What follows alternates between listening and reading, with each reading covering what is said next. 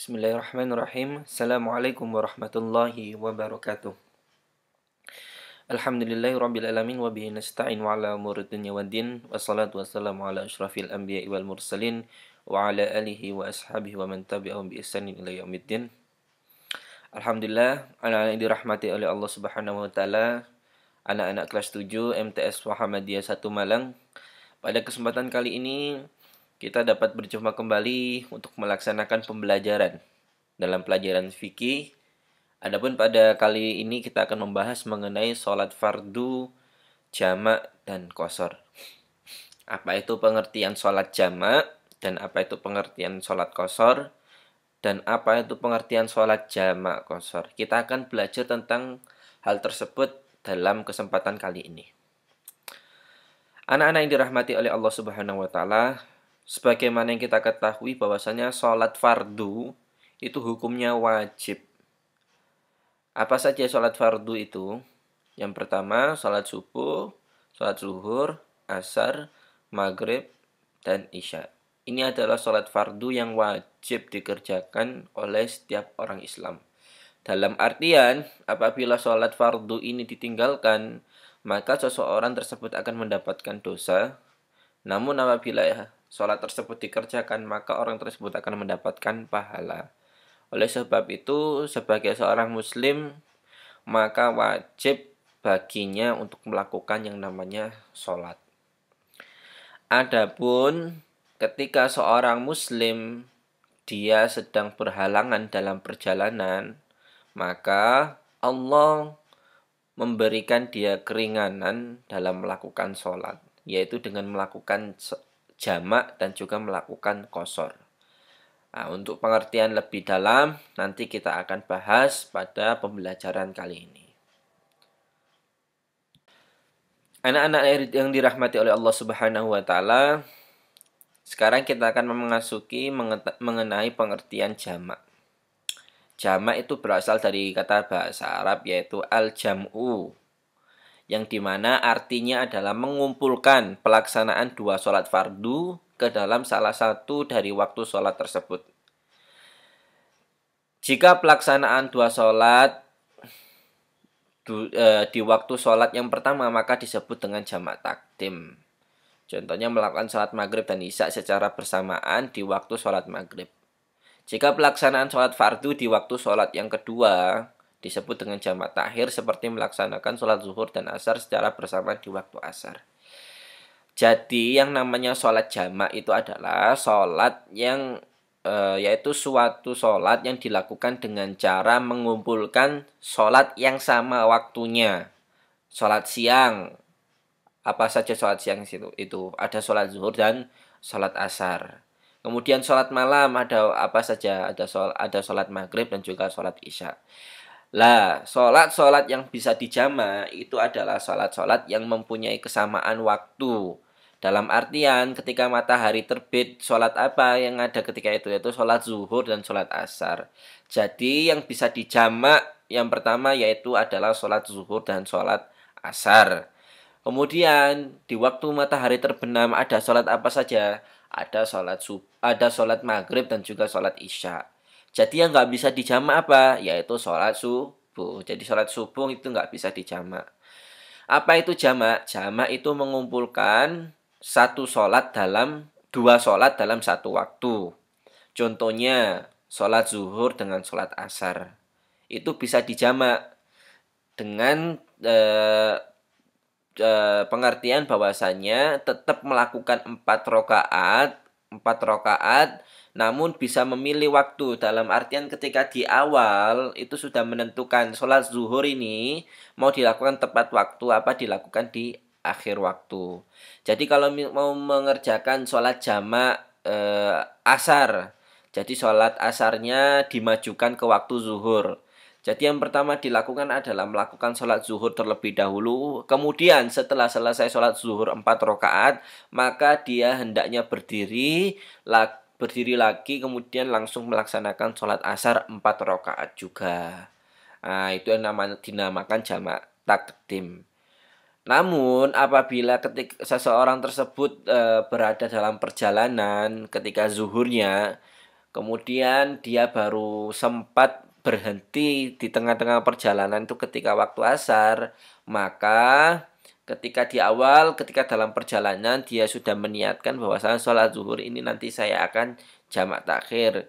Maka ketika sudah memasuki waktu asar, hendaknya dia berhenti sebentar untuk melakukan sholat jamak takhir, yaitu dengan melaksanakan sholat asar 4 rakaat boleh terlebih dahulu, kemudian baru melaksanakan sholat zuhur 4 rakaat, ataupun melaksanakan sholat zuhur terlebih dahulu 4 rakaat, kemudian baru setelahnya langsung sholat asar 4 rakaat. Nah, ini yang dinamakan jamak takhir atau jamak yang di akhir. Jadi jamak itu ada dua anak-anak, jamak takdim dan jamak takhir. Jamak takdim adalah suatu sholat yang melakukan dua sholat secara dalam satu waktu yang dilakukan di awal waktu. Zuhur, asar. Kalau jamak takdimnya berarti dilakukan di waktu zuhur. Kalau mau jamak takhir berarti dilakukannya di waktu asar. Begitu juga maghrib dan isya. Kalau ingin melakukan jamak takdim isya, maka isyanya dikerjakan di waktu maghrib. Namun kalau ingin mengerjakan jamak takhir, maka itu sholat maghribnya dilakukan di waktu isya. Lah, jadi sholat jamak ini ada ketentuannya anak-anak, jadi tidak bisa serta-merta kita pergi misalkan ke Batu, padahal kita tinggal di Malang, kemudian kita melaksanakan sholat jamak. Itu tentunya tidak diperbolehkan. Karena sholat jamak ini ada ketentuan-ketentuan yang harus dipenuhi. Paham ya anak-anak? Nanti ketentuan-ketentuannya akan saya jelaskan di slide selanjutnya. Anak-anak yang dirahmati oleh Allah Subhanahu wa taala, tadi kita sudah belajar tentang pengertian jamak. Jamak itu jadi pengertiannya adalah mengumpulkan dua sholat dalam satu waktu. Baik itu di waktu awal atau yang disebut dengan jamak takdim, ataupun mengumpulkannya di waktu akhir atau disebut dengan jamak takhir. Apakah boleh Pak setiap hari kita menjamak sholat? Boleh kalau dalam memiliki syarat-syaratnya, memenuhi syarat-syaratnya. Apa aja syarat-syaratnya? Yaitu kita sedang dalam perjalanan lebih dari 80 km. Ada yang mengatakan demikian. Ada pula yang mengatakan ulama berpendapat bahwasanya sholat boleh dijamak apabila melebihi perjalanan lebih dari 89 km. Ataupun ada yang mengatakan ulama bahwasannya perjalanan boleh dijamak itu apabila melebihi 120 km. Jadi anak-anak kalau berpergian dari Malang ke Batu kemudian melakukan sholat jamak ini nggak boleh karena jaraknya tidak lebih dari 80 km. Yang boleh kemana Pak? Ya kalau misalkan anak-anak melakukan perjalanan dari Malang menuju Jakarta. Lah itu kan sudah lebih dari 80 km. Maka ketika itu orang yang melakukan perjalanan lebih dari 80 km atau 89 atau 120 km itu mereka mendapatkan keringanan dari Allah Subhanahu wa taala untuk melakukan jamak dalam sholatnya. Jadi orang berpergian itu terkadang memiliki yang namanya kesusahan. Kesusahan dalam artian dia tidak mempunyai waktu banyak untuk melakukan hal-hal tertentu karena harus melakukan perjalanan. Tapi yang namanya kewajiban meskipun dalam keadaan apapun itu tetap hukumnya wajib dilakukan. Oleh sebab itu yang namanya sholat kita dalam keadaan apapun itu tetap wajib hukumnya. Adapun ketika kita dalam perjalanan Allah memberikan kita keringanan dalam melakukan sholat dengan menjamaknya, yaitu baik jamak takdim dan jamak takhir. Kemudian perjalanannya ini tidak untuk bermaksiat, tidak untuk melakukan kejahatan. Apabila seseorang berpergian dari Malang ke Jakarta dengan niat untuk mencuri uang misalkan, maka dia hukumnya tidak boleh baginya untuk menjamak sholat karena niat tersebut merupakan niat yang jahat dan buruk. Jadi pada pergian hendaknya niatnya adalah baik, misalkan untuk bersilaturahim ataupun untuk bekerja ataupun untuk belajar. itu adalah niat-niat yang baik. Maka apabila seseorang dalam perjalanan yang jauh lebih dari 80 km, maka dia diperbolehkan untuk menjamak sholatnya. Kemudian itu adalah syarat diperbolehkannya sholat jamak yang pertama. Kemudian apakah ada hal-hal lagi Pak yang membolehkan kita untuk menjamak sholat? Ya, yaitu dalam keadaan mendesak dan hal tersebut tidak bertentangan dengan syariat. Jadi keadaan-keadaannya mendesak yang bagaimana? Contohnya, keadaan mendesak adalah ketika seorang dokter, dia harus melakukan yang namanya operasi misalkan pasiennya. Dia harus melakukan operasi dari zuhur sampai maghrib misalkan. Dan ketika itu yang namanya operasi itu merupakan sesuatu yang penting. Jadi kalau operasi itu gagal itu menyangkut nyawa seseorang. Oleh karena itu disebut namanya keadaan yang mendesak. Apabila dalam keadaan mendesak yang demikian, maka seorang dokter itu diperbolehkan untuk menjamak sholat asarnya di sholat maghribnya, di sholat zuhurnya. Karena dia akan melakukan operasi dari zuhur sampai maghrib.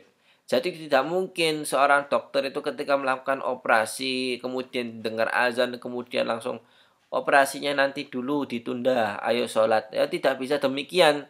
Karena ini merupakan sesuatu yang menyangkut nyawa manusia. Dan nyawa manusia itu merupakan sesuatu yang paling dijaga dalam agama Islam. Oleh karena itu, ketika seorang dokter melakukan operasi yang membutuhkan waktu dari zuhur sampai maghrib, maka dia diperbolehkan untuk menjamak sholat asarnya di waktu zuhur.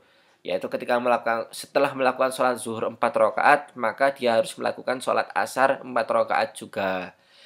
Dan itu dinamakan jamak takdim. Dan itu merupakan hal yang mendesak. Oleh sebab itu, dalam hal-hal yang mendesak yang demikian, yang tidak bertentangan dengan syariat, diperbolehkan untuk melakukan sholat jamak. Paham ya anak-anak ya? Jangan sampai salah paham. Jadi harus diperhatikan dan dicermati dengan baik.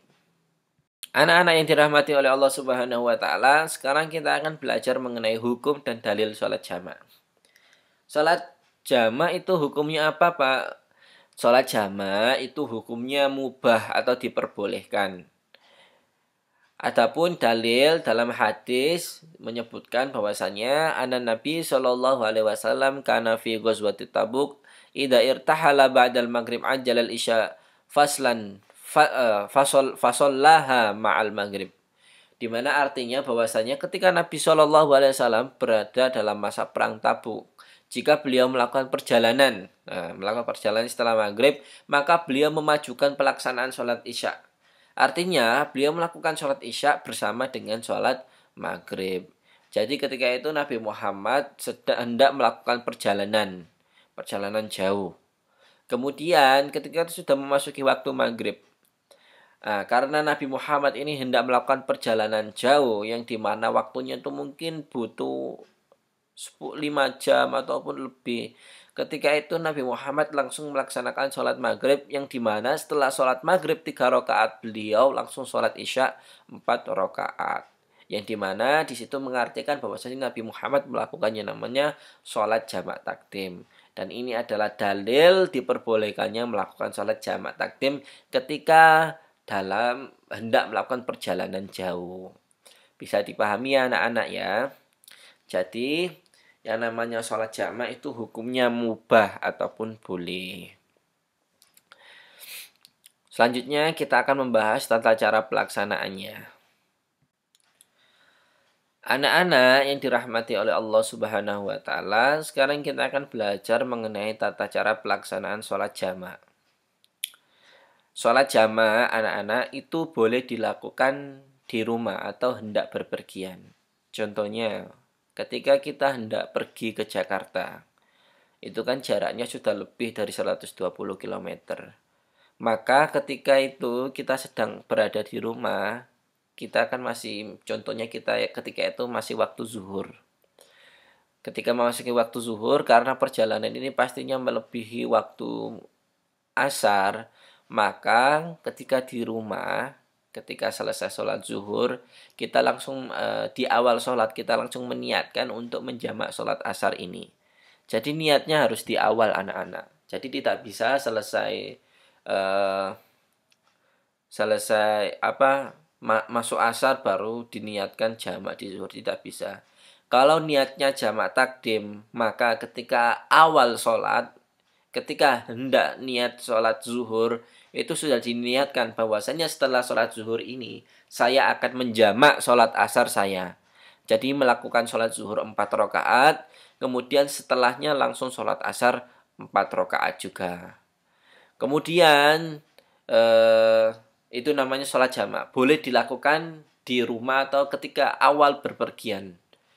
Yang pertama harus diniatkan di awal. Bagaimana niatnya?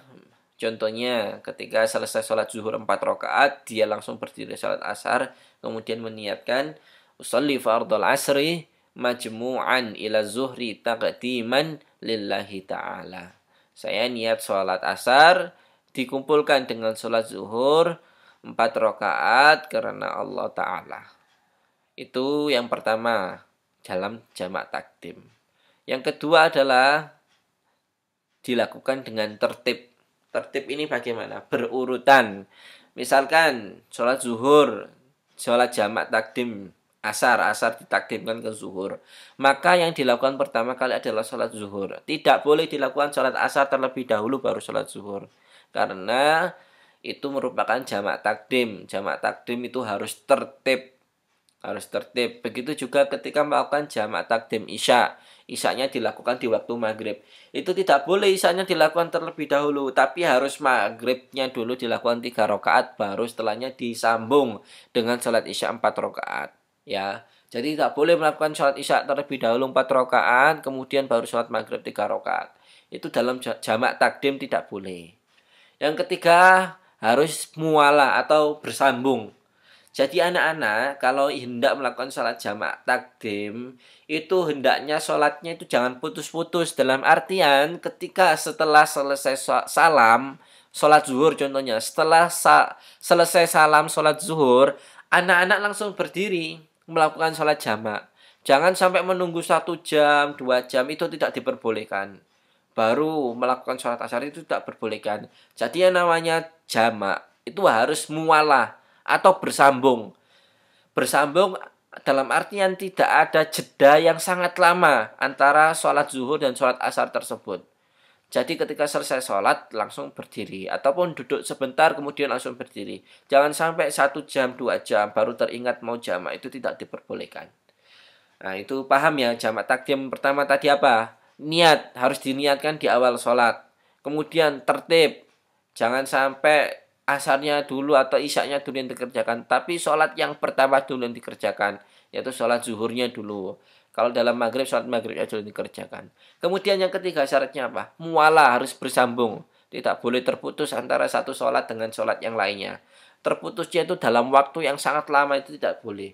Kalau hanya sekedar duduk sebentar, istirahat sebentar kemudian langsung sholat, itu tidak mengapa. Tapi kalau waktunya sangat lama, ini tidak diperbolehkan. Kemudian jamak takhir. Apa saja yang harus dipenuhi? Yang pertama, dia harus berniat juga. Dalam artian ketika memasuki sholat zuhur dan ketika itu dia masih dalam perjalanan, dia langsung meniatkan sholat zuhur ini saya akan lakukan di waktu asar karena saya sedang dalam perjalanan. Maka ketika sudah meniatkan tersebut, maka ketika sudah memasuki waktu asar, maka hendaknya dia berhenti terlebih dahulu dalam perjalanannya, kemudian dia melakukan sholat asar terlebih dahulu, itu nggak apa-apa 4 rakaat, ataupun melakukan sholat zuhurnya dulu 4 rakaat, kemudian baru sholat asar, tidak mengapa. Niatnya bagaimana? Usolli fardhu zuhri majmu'an ilal asri arba'a raka'atim mustaqbilal kiblati lillahi ta'ala. Ataupun meniatkan sholat jamak takhir maghrib, misalkan usolli fardhal maghribi majmu'an ilal isya'i arba'a takbiratin fardhal lillah arba'a raka'atin fardhal lillahi ta'ala. Jadi diperbolehkan yang namanya jamak takhir dengan ketentuan ketika sudah memasuki waktu zuhur ataupun waktu zuhurnya itu mau selesai dia itu harus segera meniatkan bahwasannya sholat zuhur ini saya akan kerjakan di waktu akhir atau di waktu asar, ataupun ketika maghrib, di awal maghrib ataupun di akhir waktu maghrib, dia langsung meniatkan bahwasannya sholat maghrib ini aku kerjakan di waktu isya. Jadi sholat jamak takhir itu diperbolehkan. Itu yang pertama, harus diniatkan. Yang kedua, masih dalam keadaan musafir. Jadi anak-anak, ketika anak-anak ini berpergian, kemudian anak-anak ini misalkan sekarang waktu zuhur itu kurang 10 menit. Sedangkan 10 menit lagi juga saya itu akan sampai rumah. Nah, kalau sudah menyadari hal demikian bahwasanya 10 menit lagi akan sampai rumah, maka hendaknya dia melakukan sholat zuhurnya terlebih dahulu. Karena apabila dia melakukan sholat jamak takhir dan 10 menit lagi juga dia akan sampai rumahnya, maka itu tidak diperbolehkan anak-anak. Karena dia ketika sampai rumah itu sudah tidak dalam keadaan musafir, tidak sedang dalam keadaan perjalanan. Jadi seseorang disebut sebagai seorang musafir atau sebagai seseorang yang dalam keadaan perjalanan itu apabila dia belum sampai rumahnya, rumah asalnya. Misalkan kita telah melakukan perjalanan dari Jakarta, kemudian kita dari Jakarta pengen ke Malang. Nah, ketika itu sebentar, misalkan sudah perjalanannya sudah lama, kemudian kita memasuki 10 menit lagi itu kita akan sampai rumah. Dan ketika itu waktu zuhur juga tinggal 10 menit. Jadi kalau kita sampai rumah itu sudah asar. Nah, ketika itu kita tidak diperbolehkan untuk meniatkan sholat zuhur ini sebagai sholat jamak takhir. Karena apa? Karena kita ketika 10 menit lagi kita sudah di rumah kita, dan ketika sampai rumah itu keadaan kita sudah tidak musafir lagi, dan seorang yang bukan musafir itu tidak diperbolehkan untuk menjamak sholatnya. Oleh sebab itu ketika kita sudah menyadari bahwa 10 menit lagi kita akan sampai rumah, maka hendaknya kita, dan 10 menit lagi juga waktu zuhur itu akan habis, maka hendaknya ketika itu kita berhenti terlebih dahulu di sebuah musola atau masjid, kita lakukan namanya sholat zuhur 4 rakaat.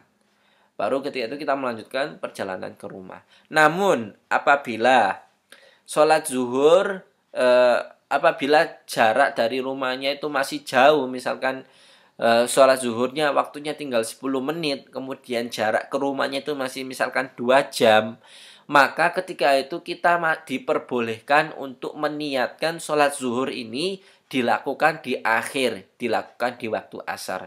Jadi ketika waktu zuhur ini hendak habis, namun perjalanan masih jauh, sedangkan waktu zuhur ini tinggal 10 menit, maka ketika itu kita boleh meniatkan sholat zuhur ini, saya niatkan sholat zuhur ini untuk dilakukan di waktu asar.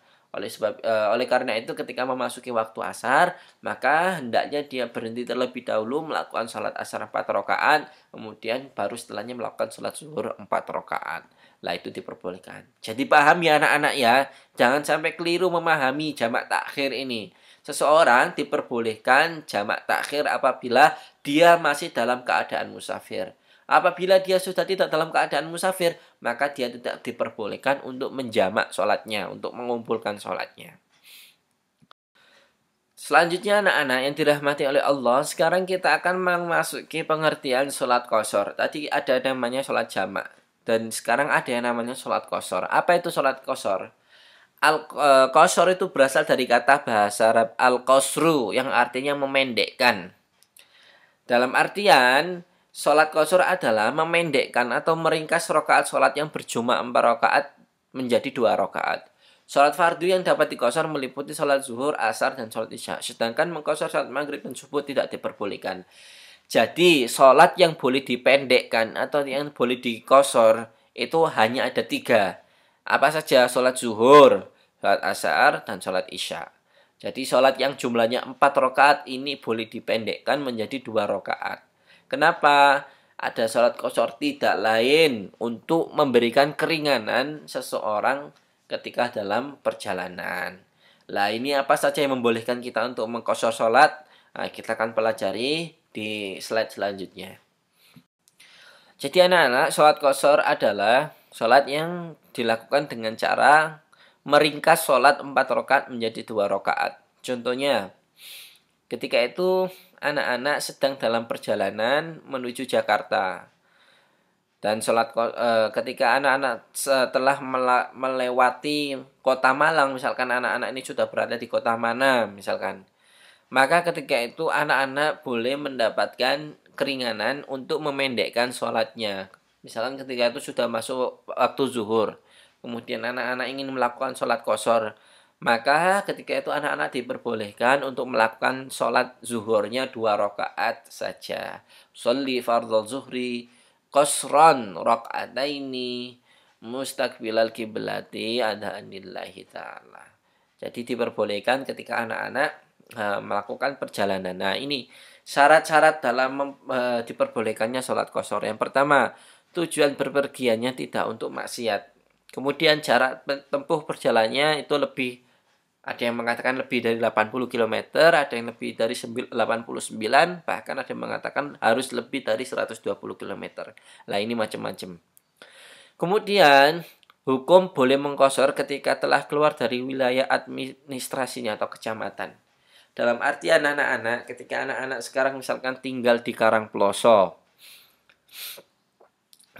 anak-anak ketika di rumah hendak melakukan perjalanan itu tidak diperbolehkan untuk mengqashar. Karena ketika itu anak-anak masih dalam wilayah kecamatan. Kapan diperbolehkannya, Pak? Diperbolehkan untuk mengqashar sholat itu ketika anak-anak sudah keluar dari wilayah kecamatan. Misalkan anak-anak sekarang berada di wilayah Karangploso, kecamatan Karangploso. Anak-anak boleh melakukan sholat qashar ketika sudah keluar dari kecamatan Karangploso. Misalkan wilayah Singosari. Nah, anak-anak ini sudah memasuki wilayah Singosari. Ini sudah berbeda kecamatan. Lah apabila sudah melewati wilayah Karangploso, kemudian memasuki kecamatan yang lain, maka itu sudah diperbolehkan untuk mengqashar. Namun ketika anak-anak ketika itu masih berada di rumah dan hendak melakukan perjalanan, ketika itu tidak diperbolehkan untuk melakukan sholat qashar. Namun diperbolehkan untuk melakukan sholat jamak. Nah, jangan bingung. Yang membedakan antara sholat qashar dan sholat jamak adalah sholat jamak itu boleh dilakukan ketika di awal perjalanan. Dalam artian ketika itu kita masih di rumah, itu diperbolehkan untuk melakukan sholat jamak. Namun berbeda dengan sholat qashar, anak-anak baru diperbolehkan untuk mengqashar sholat, untuk memendekkan sholat ketika anak-anak sudah keluar dari kawasan sebuah kecamatan. Contohnya ketika itu anak-anak berada di wilayah Karangploso tinggalnya misalkan. Hendak melakukan perjalanan ke Jakarta, maka hendaknya anak-anak kalau ingin mengqashar sholat, maka anak-anak harus keluar terlebih dahulu dari wilayah kecamatan tersebut. Harus keluar terlebih dahulu dari wilayah kecamatan Karangploso. Misalkan sampai Batu. Nah, itu boleh ketika sampai Batu, misalkan keluar dari wilayah Karangploso menuju Batu, hendak melakukan perjalanan jauh, maka ketika di Batu anak-anak berhenti untuk melakukan sholat. Nah, itu sudah diperbolehkan untuk mengqashar sholat. Namun apabila anak-anak masih berada dalam suatu wilayah, nah, itu tidak diperbolehkan. Yang kedua, yang keempat, sholat yang diqashar bukan sholat yang berstatus hutang. Dalam artian ketika anak-anak sebelumnya itu punya hutang sholat, lah itu tidak boleh diqashar. Itu harus dilakukan sebagaimana sholat yang mestinya. Kalau 4 rakaat, ya 4 rakaat.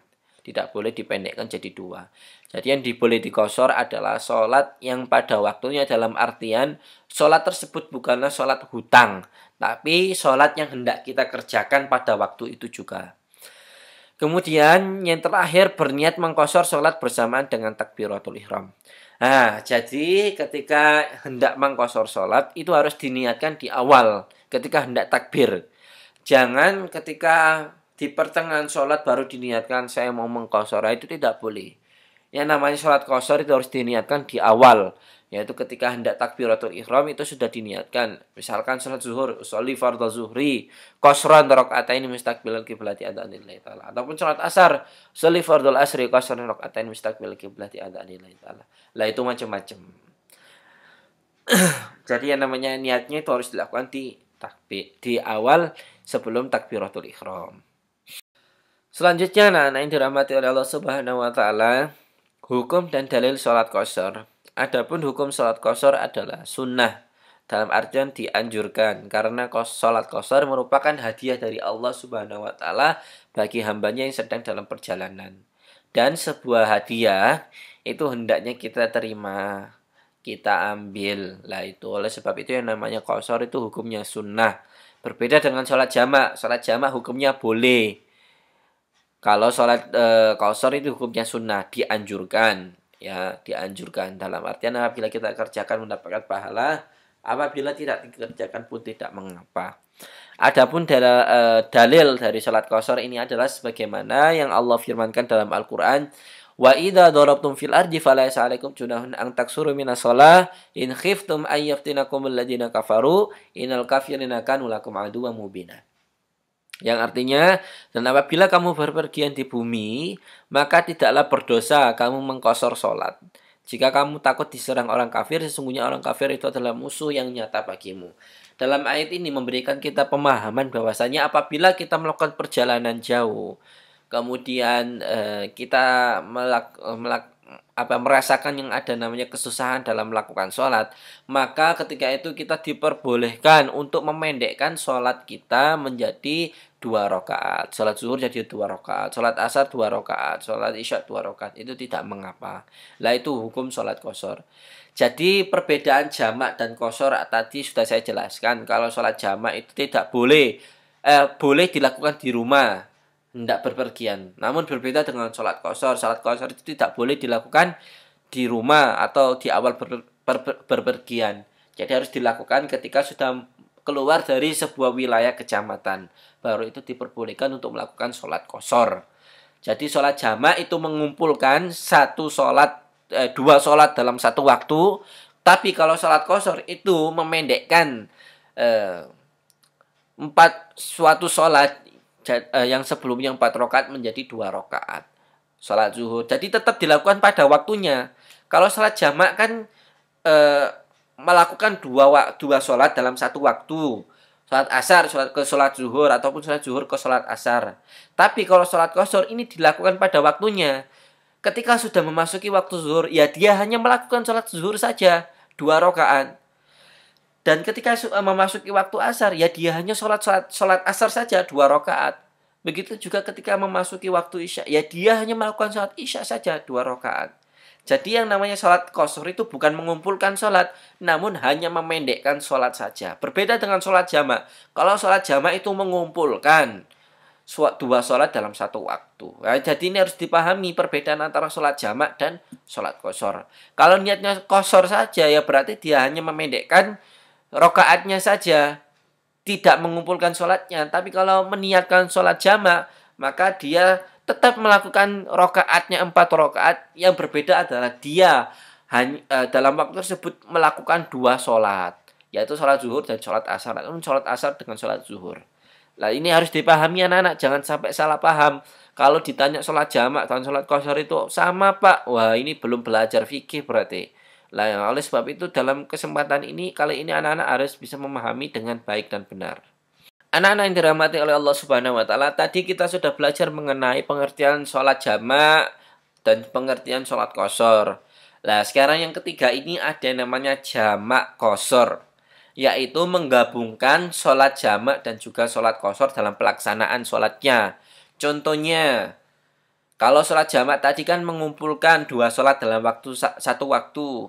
Lah, jamak qashar ini juga demikian, mengumpulkan 2 sholat dalam satu waktu. Yang berbeda dengan sholat jamak biasa adalah kalau sholat jamak biasa tanpa qashar itu hanya mengumpulkan 2 sholat dalam satu waktu dan rakaatnya tetap. Zuhur ya 4 rakaat, asar ya 4 rakaat. Tapi berbeda dengan sholat jamak qashar. Sholat jamak qashar ini mengumpulkan 2 waktu sholat dalam satu waktu dan juga memendekkan rakaatnya. Nah ini harus dipahami ya anak-anak ya. Ada jamak, ada qashar. Ada juga jamak qashar. Jadi jamak qashar ini menggabungkan antara sholat jamak dan juga sholat qashar. Hukumnya apa pak? Ya diperbolehkan. Ya hukumnya sunnah. Diperbolehkan apabila sudah memenuhi syarat-syaratnya.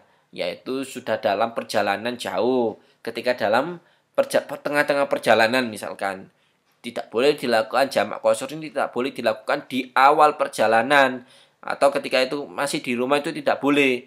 Jamak qashar ini hanya boleh dilakukan ketika sudah